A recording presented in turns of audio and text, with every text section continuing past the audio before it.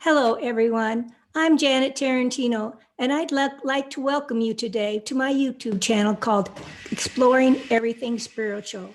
Please click on the like button below and feel free to share any of my videos on my YouTube channel. And don't forget to subscribe below to see future amazing videos about everything spiritual.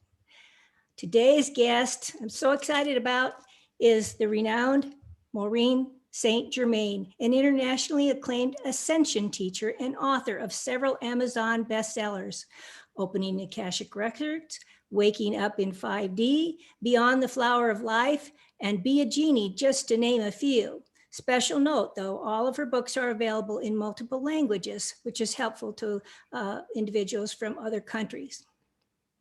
Maureen says that she loves to share her knowledge and her expertise to enable all of us to connect with our higher self. I, for one, am very interested in hearing more about her awe-inspiring skills. I have my connection to my higher self, but I know Maureen's teachings could quantumly enhance the skills that I already have. She can open and develop your skills too.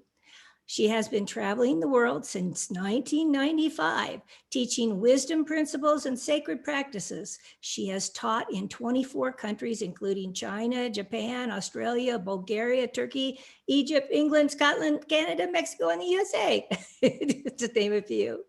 I can go on, but let's talk to Maureen. Maureen, thank you for being here with us today. I am so thrilled. Thank you for that wonderful introduction. You did that amazing, and you just made it so personal. Thank you so much. You're welcome. Thank you. Our meeting was kind of a whirlwind meetup. We just happened to be speaking at the same retreat, and Spirit told me to ask Maureen to be on my program, and voila, she's here. I felt very lucky. Yeah. I hear my higher self via a little voice in my head. I call it the still voice. Is that an example of how your higher self works with the individual? A lot of people have that happen. And what I have found is that I developed a very easy, foolproof way to connect with your higher self and get 100% accuracy. And what happens with the small voice is we listen to it most of the time, but we don't listen to it 100% of the time.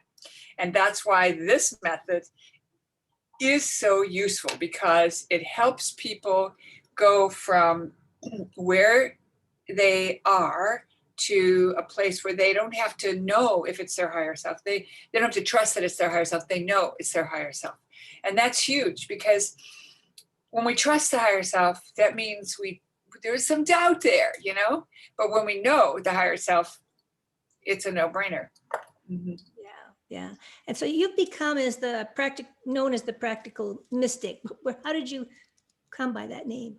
Well, a woman in Wisconsin, almost 30 years ago, was writing about people who were well known in Wisconsin, and she included a chapter on me, and she called me the practical mystic. And it's kind of true, because I was raising a family by myself as a single parent, and I have 4 sons. They're all grown now. I have grandchildren. And I like to find ways that we can use these tools, whether we're still in the corporate world or whether we're, being at home and just, chilling, or whether we're starting a spiritual business. These tools are practical. And so as she got to know me, she decided to call me the practical mystic, and it stuck. Oh, that's nice. So do you teach this to your grandkids at all? No, it's funny. My grandkids are so pretty little. They're only just now starting to talk. And we don't live close. I currently live in New York City, and I have kids in major cities all over the US, but not in New York, Chicago, St. Louis, Seattle, like that. So. So you get to visit them occasionally, though, right? I get to visit them occasionally. That's right. Yeah. And so you're a second generation mystic, I guess you could say, right? You could say that. My mother raised us Catholic, and my mom and dad were both devout Catholic. My mom always said that if it weren't for my dad, she maybe would not have been as strong a Catholic. But my dad was very devotional and really loved the Catholic religion, and I did too. And I still do love Catholicism and everything that it represents, but my views grew bigger than Catholicism. And so I wanted to expand. And my mother was very clairvoyant. And I remember one time she said that she woke up and told my dad, I had a dream that your mom had a stroke and passed away, and grandma died that day. Oh. And another time she was given information about where my dad was. He was a captured prisoner of war. And that kind of freaked her out a little bit, that she was given the information the way it was coming in. But she's always had the gift. And so you could say I came by it naturally. Yeah. Yeah. But she didn't practice it like I do, and utilize it like I do. They didn't in those time frames because it wasn't that well accepted. I know. I agree. My grandmother was, she read cards and tea leaves. And I used to hear my mom and my aunts talk about how accurate she was. And there was one instance when I was over to her house. She was close enough we could run over there. And we wanted our coffee grounds read. So she got to mine and she looked in the cup and then she threw it out and said, it's nothing. But I think she saw something in there she didn't want to see. And maybe it was my death, which was actually my 3 near-death experiences. So maybe that's what she saw. So, but I didn't get it from her, at least not that I'm aware of. I kind of was thrown into it by my NDE. And it was kind of like, surprise, you're. Well, I don't know that we ever worked on it as a family thing. It was always very devotional time, but I think you come by it in the generations, and very often these things skip a generation. So it may be that you were set up to have the near NDE because of your lineage. Yeah. Well, I remember it when I was at 4 years of age, and I was home waiting for all the kids to get home from Sunday school. School. And I was bored because I didn't have anybody to play with it because I was pre-kindergarten. And I heard my mom talking on the phone about adoption. So I asked her when she got off the phone, am I adopted? And she said, no, silly, you're my little girl. But then I said, okay, but I'm going to die young. And she was shocked, of course. But when I stood there, I pondered, what young meant. And then I had 3 visions go through my mind of different ages. And those were the different ages as I had my near-death experiences. So I was still connected to the heavenly records, and I was able to glimpse that at that particular time. And are you adopted? No, she was just talking to somebody else about somebody else's desire to adopt. So maybe you did get it through your bloodline. Yeah, if probably. You were at age 3. Yeah. So. Around a little bit older than that for me, I was aware that I was being watched by, I'll call them benevolent and not so benevolent. Oh. And I wasn't afraid. I was just aware that there was, this contrast going on. So sometimes we have that awareness. I recently heard you on a talk show with Justine Cerebrum, I think that's her name, explaining how you visually see a dimensional shift. I think you explained it as seeing in your visual field the motion of an earthquake. Did I understand that correctly? That's a good example, yes. Yeah. Go ahead. No, go ahead.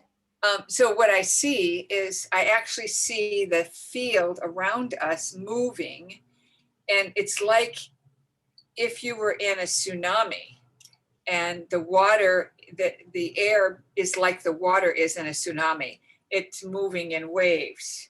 And so I can see everything kind of doing this. And so I'm seeing the air do that, and I'm seeing the whole field shift and change. And also, when I was describing that, one of the things I figured out when we call it a dimensional shift, what I'm really talking about is we're taking one set of timelines and another set of timelines, and the person, the client, is actually making a leap to get on the other timeline. They're not merging them. They're making a leap and that it is the leap that I'm observing, you see. Did they make it? Oh yeah. Oh yeah. Both times. You know, it's happened to me a bunch of times, but 2 times in particular stand out. Once was when I was in Taiwan on, you know, let's say the 27th floor reading for a client, and I had my translator with me. And when the you know, the field started to move, I turned to my translator and she nodded. She could see it as well. Now, this is because, not because she is of course very spiritual, but the reason she could see it is because when I connect into the higher realms, I ask for a bridge for my translator so that he or she can translate absolutely perfectly. And they're actually reading the same lineage, timeline. No, that's not the right word. They're reading the same connection that I have. So they're literally piggybacking on me. Like when you jump out of an airplane and you're tied to somebody who knows what they're doing, like that. So she could see what I could see because she was tied to me for the purpose of translation. When the client left, I said, quick, go on your phone before the next person comes. I want to know what size earthquake that was. She didn't hesitate at all. She didn't say there wasn't an earthquake. She understood and went on her phone and said, oh my God, there's no earthquake. Yeah. And then I asked, well, what did we see? And I was told it was a dimensional shift. And then I saw it another time at a live conference that I was at where the speaker made a shift. And the speaker had an idea about who he was. And then he tapped into one of the people that had been guiding him. And I saw him tap into that person. And then he announced what that person had told him. You know, it would be like me saying to you, well, you know, you were one of the oracles in Delphi. And you go, no, not likely. And then, you know, time goes by and you kind of get used to it and some other things happen and seem like they're in alignment. And then one day you're telling the story that someone said you were an oracle. And at that moment you get it. Oh yeah, I really was. It was like that. No, that particularly interested me because that happened to me at the retreat that we were at. Mm-hmm. I was in a meditation and everything that I could see in front of me, open and closed eyes, everything was waving and it looked like my reality was changing. And I told my daughter, I said, I think my reality is changing here. So, and who was the speaker when this happened, or was no one speaking? It was one of the ladies on the first day, but I don't know who it was. I was the first one, and then was in the middle of a meditation. And then on the second day, when I'm not sure who was before you, it started there again, but and then everybody was expanding their energy for these meditations, and it overwhelmed me. I had to leave because it was just was making me ill. I don't know why. What would cause that? Well, if people were expanding their field and they had junk in it, you might be get polluted. Yes, a new use of the word getting polluted. Yeah, I did step back and sat on the steps behind, but then when the singing bowl happened, I could just feel my whole body vibrating, and then I had to go down to the table, and I felt much better down there. So I am very empathetic, and I do feel energies a lot. So that's probably why. But the energy shift was rather interesting. I didn't know what was going on. And here's, you know, in Sedona, the presence of the red rocks makes a huge difference, and we get a lot of higher vibe coming through, and all of people's I'll call it underwear comes off. And what I mean by that is, let's say you're someone who you're selfish at heart, but you don't want to be selfish, but sometimes you just can't help yourself. You know, it's like that. Uh-huh. And most of the time you're aware of what other people, being generous with other people. But in Sedona, it's like that little act you put on for niceness comes off. And, you know, it's a little bit like, and this is, forgive me for saying this, but it's a little bit like when people get old, their bad, uh, um, their unresolved stuff shows up more than it did when they were younger. Because when they were younger, they had, what's the phrase that they talk about when you have, you know, natural awareness of your behavior, and you choose to be following the rules of society. And then as you get older, those checks and balances kind of evaporate. And if you're not a nice person at the core, it comes out like you're not a nice person. And it's not because you intended to be selfish or egocentric, but all the nicety stuff that you used to use to hide behind is gone.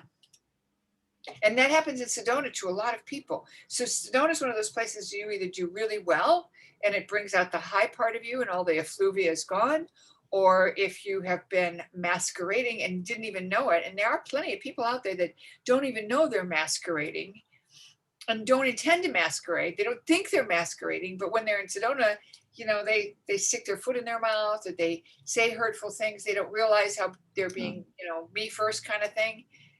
That's when it comes out and it shows their worst behavior. One time I was talking with a location astrologer, a friend of mine, and we were talking about moving to New Mexico, and he said, I wouldn't advise that. And I said, why? And he said, because the energy for your husband will be so overwhelming that he will not be able to not be his true self, and it'll bring out all his worst qualities because of it. So Sedona's a little bit like that. Yeah, he was, I believe we talked and he was a little bit off, you said, while he was there too. Yeah, it was hard for him in Sedona, yeah. I mean, he loves Sedona. There's no problem there. I know. I would love to go back and see it too. Be interesting to see if it happens again while I'm there. Sure it will. Yeah. So maybe we should start by talking about the Akashic Records and what the different dimensions are, and then you can tell the audience how you can help everybody. Okay. So the Akashic Records are a field of energy. And there are some teachers that will say that it's in your DNA. And when I questioned the record keepers and said, what's that all about? Because I was told by them that it's the 11th dimension that the Akashic Records are located. And other teachers have also said that. But, you know, this one very well-known teacher said something different. So I wanted to know what the record keepers had to say. And they said, your local library and your main library are your metaphor. So the local library has all the local records, the local newspapers, and that sort of thing. But the main library in the big city has everybody's information and all of the records. So yes, we do have records in our DNA, but they're incomplete, basically. There's enough there for you to grasp and gather when you're working with your inner guidance. But when you access the Akashic Records at the 11th dimension, you have full access to everything. You know, it reminds me of something that I learned from my husband, and that as a researcher, he likes to get affiliate. He's not a professor at a university, even though he's a PhD, but he gets what is called visiting professor status from somebody who's at the local university, so that he has full access to the libraries that the university have. And those libraries are they're vast compared to what you and I have access to. And so he can get his hands on books and manuscripts and documents that are simply not available to the general public. And it's a little bit like that. In the 11th dimension, when we go into the records at that level, we have access to a much bigger picture than we do when we're just trying to access our own information. Okay. And then how do you pick that up? Do you ask your higher self what this means, or are you receiving that in a different way? I am actually teaching a class, and I teach classes all year long. So I have an online course that's 4 days, 4 hours each day. Level 1, which is to learn how to open your own records. And then level 2 would be to learn how to read for others. And then we have a training program where you can get certified and we also have trainings that if people want to get affiliated with me, they'll pick up a lot of clients from all over the world, which is very exciting and also very validating because, when a perfect stranger says, whoa, how could you know all that? It's wonderful because you don't know it. You're just bringing it forward. So how we do that is we work through a process, and I teach people a lot of different things that they will benefit from knowing and understanding. So one of the things that I teach people, for example, is a thing that I call markers. And one of the markers when you're in the Akashic Records is this feeling of deeply being loved, like being cherished, like a baby being held by the mom or the grandma. And I call it the hammock effect because it's that kind of feeling where you just feel so yummy and so loved. And I've even had some of my students say, I go in the records every day just for that benefit because I feel so good afterwards. So that's one of the markers that I identify. And I have found over the years when I've looked at other people's work, they don't go there. They don't give people the practical, touchy-feely stuff that helps them know for sure they're in the place where they need to be. And then we also use the Ascended Masters. And what I mean by that is my lineage, my guides told me that I needed to work with the Ascended Masters. And so we work with Sana Kumara and the Great Divine Director and the Goddess of Liberty, and we name them by name. Now, many people, not religions, but belief systems share that these Ascended Masters are the guides that are helping people in the records. But our lineage is the only one that just calls them by name. It says, come and help us, And to me, it's so obvious. Why wouldn't you ask these guys to help you when they're the ones in charge? But it's my lineage, and that's what happened. And another thing is I insist on 100% God light. And I found over the years that it is possible to open up to higher energy and still have hidden agendas that don't match the divine source. And that's because there are two groups of beings that are able to operate in this reality. And one is service to others and the other is service to self. And the definition for service to self is that you make sure your needs are taken care of first.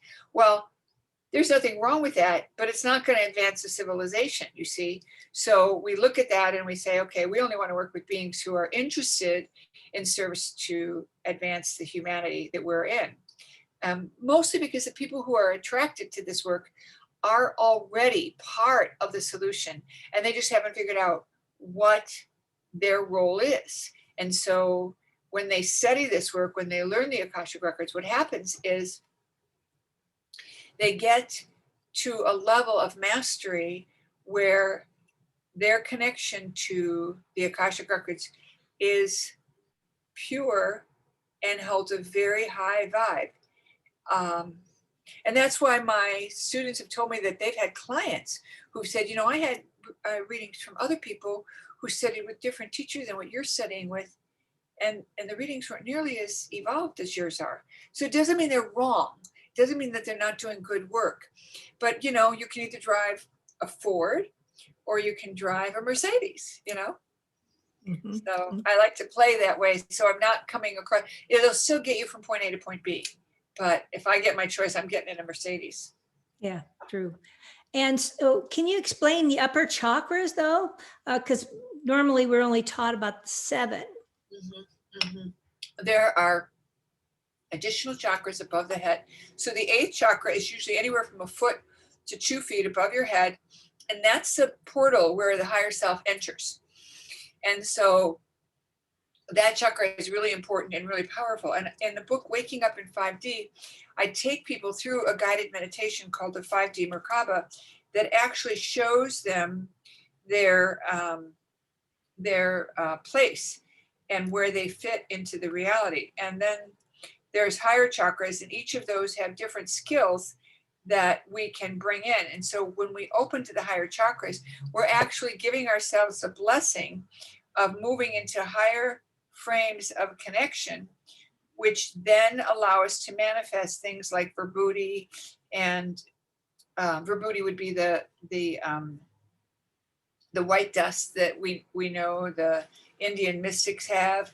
And so let's see, each of the higher dimensions also have qualities that the dimension above them open up. It's kind of an interesting conundrum that a higher chakra opens up a lower chakra. But here's the rub. One of the things that I have discovered is that this business of moving from the lower chakras up a straight line to the higher chakras is not the way creation intended. We are supposed to start with the heart and use the heart to activate the solar plexus and use the clearing of fear, because now you have love, so you're no longer afraid. And so then everything that's in the solar plexus, all those emotions are filled with love. And then those emotions activate the throat, which that's your power center. So now you've got your heart and your solar plexus energizing the throat. So there's a much higher frequency moving through your throat than you would otherwise have. And I keep doing that. I keep going down and then up and then down and then up. And that's actually a new meditation that I haven't released to the public yet. But the important thing to understand is the higher chakras are very similar in that the higher numbers activate the lower numbers. And it's a very interesting thing. The even numbered chakras activate the lower ones. So activating your 8th chakra then allows you to activate your 7th chakra, which is your crown chakra. You see, so it helps you to make that work better. And then when you get to the 10th chakra and you are working with the upper chakras in general, the upper creation realm, you have this idea of new plans and new organization, but it activates the 9th, which is the inner focus and the inner collection of energies that allow people to start to work in groups in subtle ways. And one of the ways I try to explain the higher chakras to people is I talk about this idea of mothers against drunk driving. And we've all heard of this story, and we know about the woman who started it. And if you recall, she had a daughter, I believe it was a daughter, that was killed in an accident with a drunk driver. And so at 4th dimension, where the big emotions are, she had this big grief. And then at 5th dimension, you move into a place of unconditional love. So she moved to a place of, how can I make this beneficial? How can I make this tragedy beneficial to others? So that's unconditional love towards others. Please, God, don't make this happen to anybody else, kind of a thing. So she formed this organization, Mothers Against Drunk Driving. That's 5. And then in 6th dimension, she pulled in a group, and they began to form what would be called Mothers Against Drunk Driving. And then in 7th dimension, she began to work with other groups, other sized groups. And then in 8th, you would equate it to working with dissimilar groups, like when MAD spoke to the AARP or spoke to the legislature or the Congress. And they're dissimilar groups, but they're moving towards a common cause. So in a similar way, when we move through our chakras, our chakra that's right above the one we're working with will actually help turn that on by igniting that higher one. And one of the ways we can do that is through this 5D Merkaba meditation. And the benefit of this meditation is that it allows you to activate this higher vibrational Merkaba. Now, just to be really clear, a lot of people don't know what I'm talking about. And that term, Merkaba, is this shape that people will recognize. Many people have seen this shape. This is often called a Merkaba, but technically it's not a Merkaba because it hasn't been turned on. So it's a bit like a car without an engine. It hasn't been turned on. So even though we call it a car and it looks like, we've got the frame or the chassis of whatever car we're driving, if it doesn't have a motor, it's really not a car, but we might say it looks like a car. So that's similar. This device is a representation of one of 3 shapes around the body that occupy the same space and blah, blah, blah. Anyway, this idea of activating your higher chakras through this guided meditation called the 5D Merkaba gives people the chance to tune and turn on these higher chakras. And what that does is allows them to access the powers and the tools within those higher chakras. So I'm looking at my list here, and I don't think you can, oh, maybe you can see it. See? Yeah, you can see it a little bit higher. Can't go too high because we There we lose go. the picture. There we go. On my screen, it's perfect. I Okay. see. So this is where we start, and then this is the finished product over here. And there's a lot of explanation in the book, but what you want to see is the human is down here with that shape around their body, and then they eventually build an etheric version of themselves up here doing the same thing. And this is the arena of the higher chakras. So you can see that if you start to activate this and you start building these connections, and these are Taurus fields. So the Taurus field is this symmetrical shape that, you know, like this shape around an apple, that it's a field that moves in, you know, shape around the body. But these two intertwine, and so they are going around each other, you know, almost like a figure eight kind of a thing. And so all of these energies are allowed to turn on and activate. And what that does is sets the stage to make it easy to connect to higher realms. Now, the thing is, all of us can do this work whether we have these tools or not.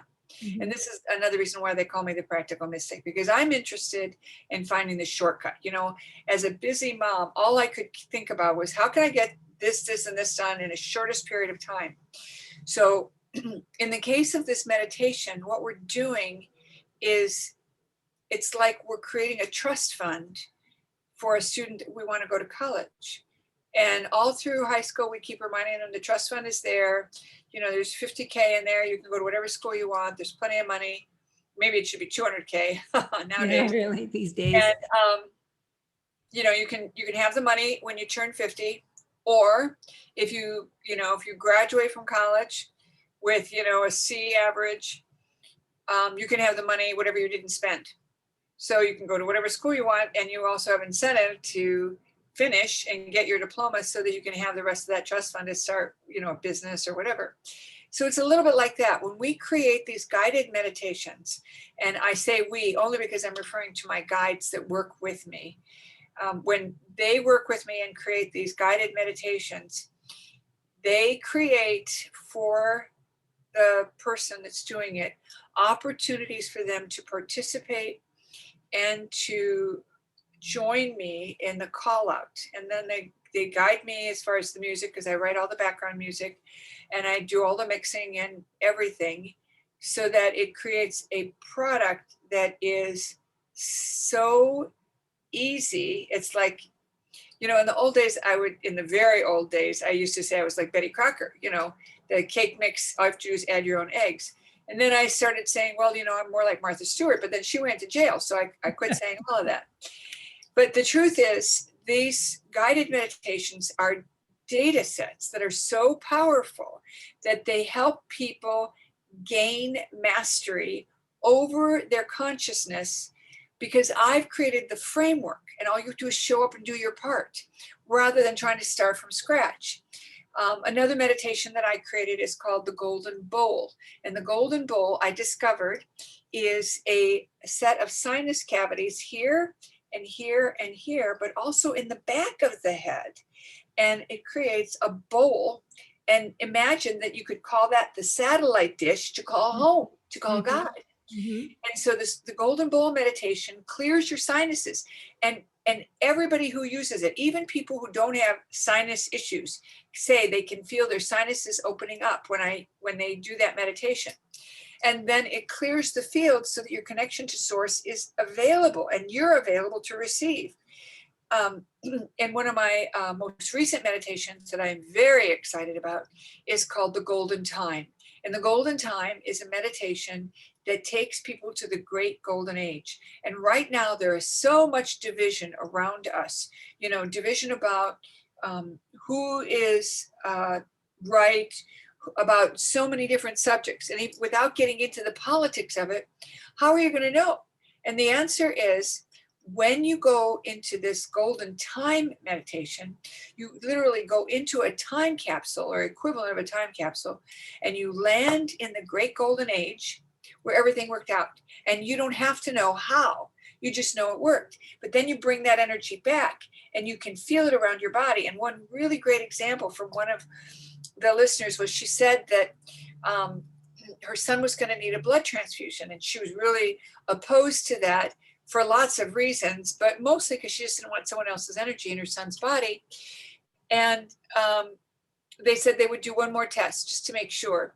And she had been doing the golden time meditation, so she imagined that she was back in it, even though she couldn't do it right then and there in the hospital. And she imagined that the doctor would come back and say, you know, we don't need that. And that everything worked out and he didn't need it. And guess what happened? The doctor came back and said, you know, we're not going to do that. We don't need to do that. And she felt that she manifested it, because before he walked out, he said, yeah, I think we're going to have to do that. Mm-hmm. Mm-hmm. So the golden time is very powerful and very amazing. So, you know, when people approach me about various, I'll say political stuff or health issues or whatever, you know, and they're worried about one side or the other, I'll just say, well, it doesn't matter. Go into the golden time and see that it all worked out, and the rest doesn't matter. Yeah, everything happens for a purpose, a bigger purpose, not necessarily, it's Well, maybe you know, outside your realm. I don't believe that everything happens for a bigger purpose. That would mean that I believed in fatalism, and I don't. I believe that we are in charge of our reality. And it is when we abdicate and allow stuff to happen that when Sugar said, well, you know, it's all whatever. My opinion is, no, we have a choice. We have power. We have abilities, and we're not using them. We're taught to believe that we aren't powerful. And I'm sitting here saying, oh, no. We're way more powerful than we realize, and we need to step up and claim that power and insist that we maintain that power In our reality. Mm-hmm. Mm-hmm. Yeah. And so can you talk a little bit, explain the different dimensions? Well, I think I did when I talked about the, you know, like the example with Mothers Against Drunk Driving. Third dimension is where most people are at. People who are on a spiritual path are vacillating between third and fifth. They're not staying in fifth, but they are visiting fifth. And that's a big surprise to people, because a lot of people have this idea that they're going to get into fifth dimension and land there and stay there. And I have been shown, no. It's not like that. It's like a sine wave, okay? And what happens is, you know, we go into a peak, we're in this very high fifth dimensional state, and then we slide down, something happens, pushes our buttons, we drop back into third dimension, then we go back up to fifth, like that. And a funny example that I like to share with people is, you know, sliding between third and fifth dimension is like being a teenager. 1 minute they do something very profound and mature, and the next minute they do something stupid. And, you know, when this happens as a parent, you're thinking, what the heck? I thought they'd finally stepped up. But we forget that the way we evolve is through the sine wave, through the up and down expansion, not through a straight line. Straight lines are man-made, and everything in the reality that is made from source is coming in a spiral. And once we get our arms around that, it changes everything, because then we don't have to be so hard on ourselves when we slip up. Because we can say, oops, I guess I dropped back down a little bit. But what I also can tell you is, even if you look at a sine wave, you know, and you look at you know, a straight line, instead of a straight line, we're going up and down that sine wave, you know, like this, but it's still moving in the upward direction, you see? Yeah. So And we get the opportunity to grow. Yeah. And so what is the fourth? I believe I heard you talk, either talk or I read it in your book that I'm reading. Well, you're reading it to me because I can lay in bed and listen to you. And about, isn't that like where you flip into and then you leave some, you accidentally leave something there, and then you said you can ask for it? Yeah. So fourth dimension is like a portal. My funny way to describe it, again, this all goes back to the practical mystic. My funny way to explain it is to say fourth dimension is like going to Grand Central Station. You don't go there to spend the night. You go there to get somewhere else. So when you slide into fourth dimension, you're on your way somewhere else. Now there's high fourth and low fourth. Low fourth is kind of like the movie where Robin Williams goes to get his wife. I can't think of the name of it, but she's in this lower dimension because she has so much self-judgment about her behaviors. And he finally rescues her and brings her to a higher place that she didn't know she was allowed to be in. So, and high fourth takes you right into fifth. So fourth is a portal, a place that you don't want to hang at, but it's a place you use to get to where you want to go, which is fifth dimension or higher.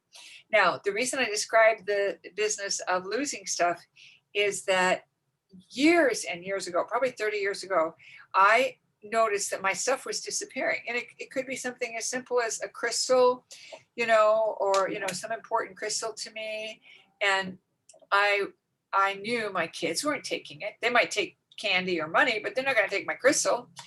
And so I started asking, where did my stuff go? And every time I was told it was in a higher dimension. And I thought, that's really interesting. And so initially I thought my stuff was going into the fourth dimension or a higher dimension as practice. After all, I knew we were going to move to a higher dimension. So, my metaphor would be like, monkeys in space. We're sending the monkeys first ahead to see what happens. Okay, that was what I originally thought. Then one day, something happened and I asked, what's going on? Now, I had been teaching my students, once you have your higher self connection going, and we can talk about that too if you want. Yeah. Once we got the higher self connection going, there really is only one question to ask, and that is what's going on, because any other question pops you back into 3D. Okay, so I asked, what is going on, instead of where did my stuff go? Now remember, where did my stuff go is a 3D question, because I'm looking for an answer so I can go get it. Or who took the cookies from the cookie jar? Well, I want to go find the kid that ate them, so see if they're going to eat their dinner. Or why are the cookies gone? Well, I didn't put any fruit out for their snack. I could go on and on, right? So, but the what question is completely open-ended, okay? So when I asked what's going on when something had disappeared, I was told, Maureen, you were in a higher dimension when you put it down. That had not occurred to me. So then, like a typical mom, I said, well, I want it back. And then I thought, I better ask a little nicer than that. So, I added, if it's in the higher dimension, can I please have it back? Now, what that did is it shifted me up so I could find it. And I have a great story from a friend of mine who, spiritual teacher, very highly regarded in her own right. And she said, one day I threw my favorite ruby ring in the drawer. It was late at night. I was tired and I just threw my ring in the top drawer of my dresser, figuring I'll deal with it tomorrow. And I didn't want it sitting out. So the next morning she goes to look for it and it's not there.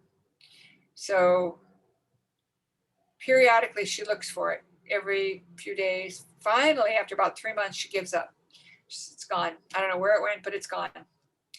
The next time she opened her dresser drawer, it was right there on top, right on top of all the, the things you have in your first drawer.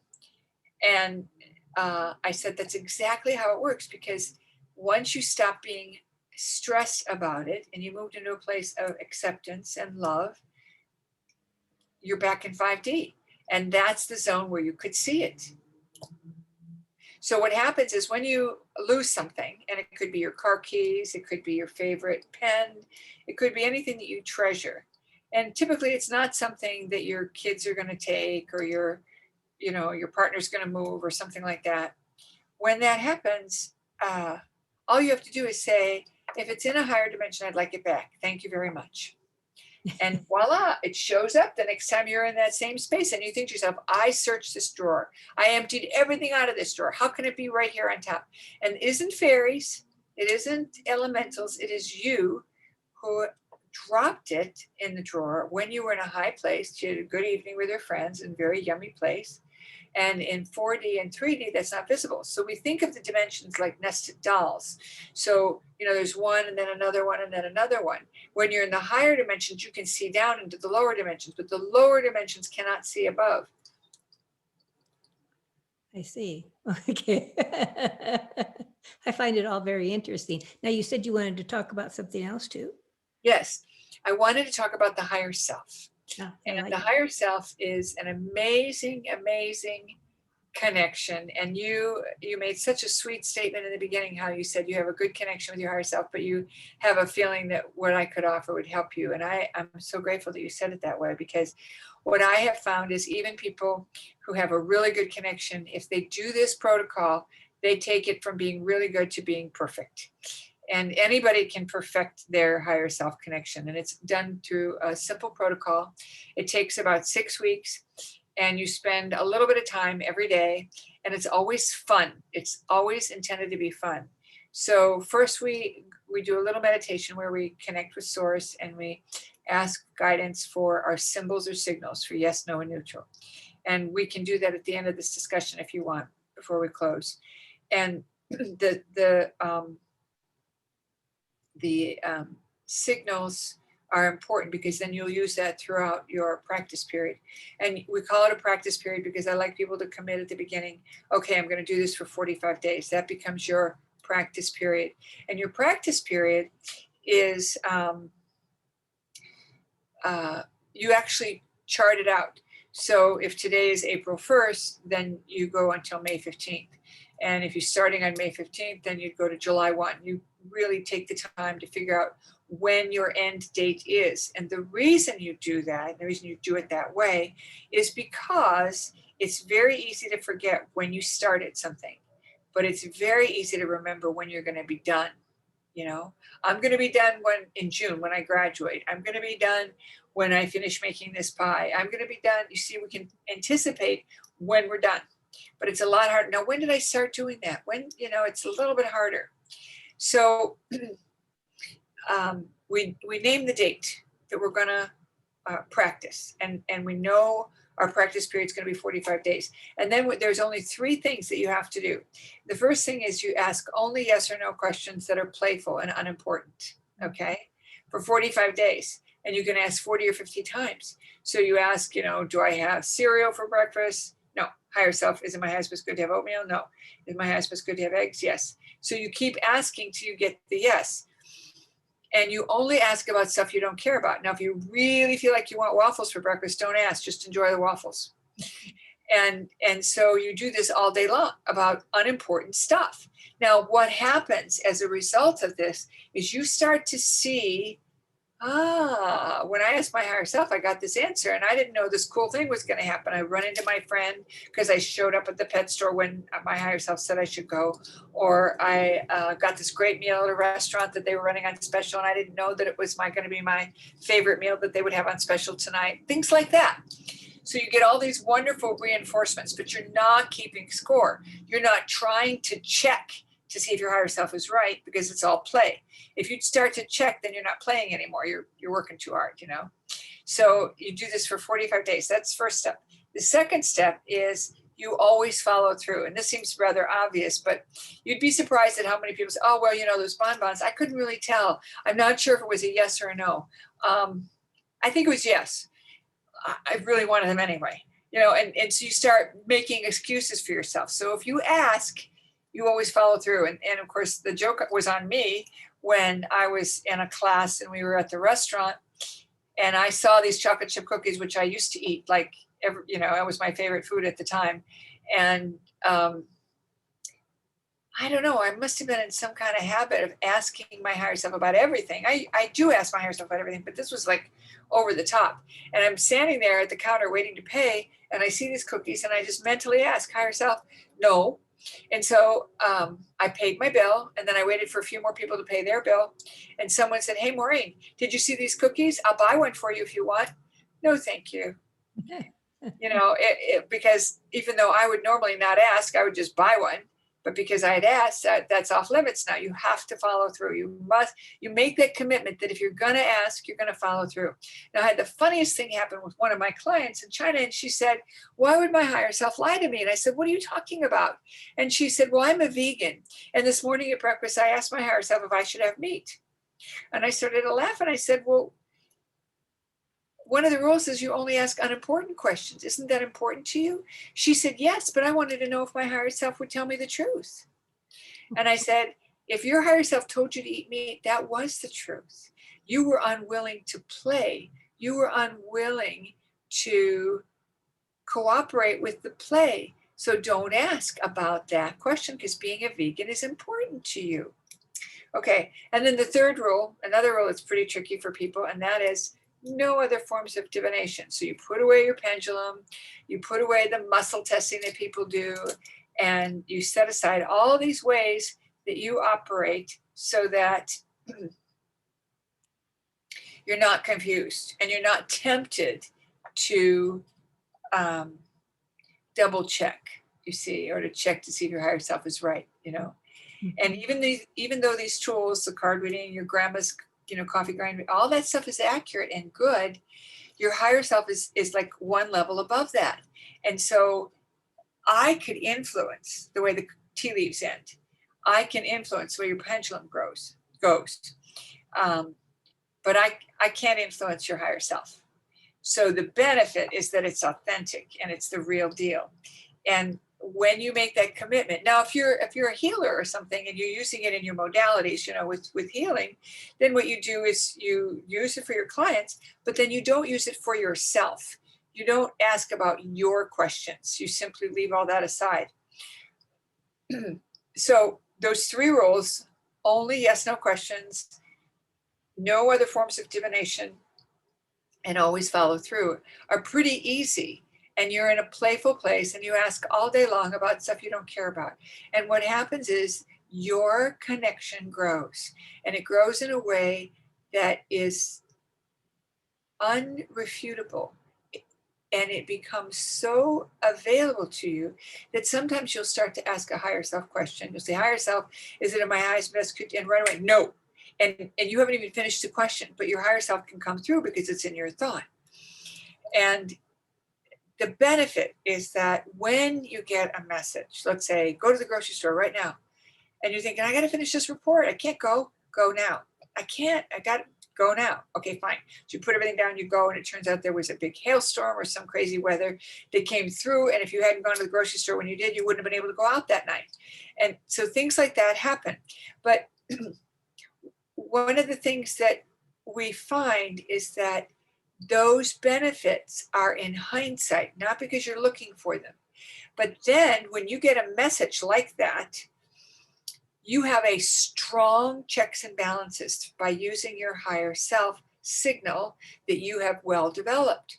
So you can always validate it through your higher self, yes or no. So that's why it's so amazing and so important. You know, I joke around with people every once in a while and say, you know, I wasn't sure when my husband wanted to get married. You know, I wasn't really sure about that. You know, I didn't think all of his qualities were exactly what I was looking for. And I asked my higher self, and my higher self said, heck yes. Not just yes, but heck yes. You know, it's a big deal. So I jumped.